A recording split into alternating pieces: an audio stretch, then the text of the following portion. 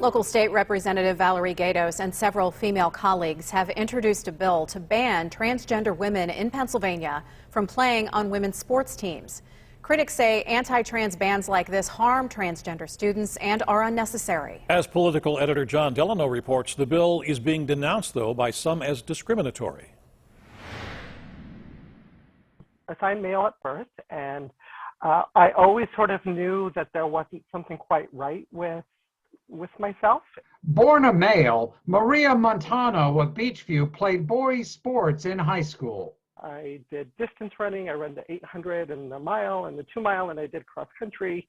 And all throughout high school, I was very competitive. I qualified for state championships in high school. After college, Montano underwent medical treatment to become the woman she felt she was. Had she done that earlier, a bill sponsored by Representative Valerie Gaydos would have kept her off the girls' track team. This legislation does not ban transgenders from playing sports.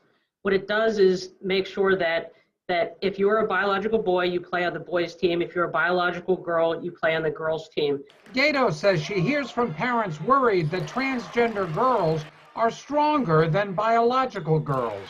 This really comes down to safety. And the reality is that biological males, no matter how much you take hormones or the hormone treatment, that they will always have a physical advantage. And there are studies that show that. Nonsense, says Montano.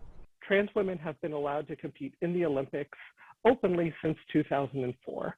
And the amount of trans women that have qualified for the Olympics since 2004, 0. This is a piece of legislation in search of a problem that simply does not exist. Representative Jessica Benham, the first open bisexual in the House, calls this bill a political stunt. This is an example of stigma and discrimination against trans people.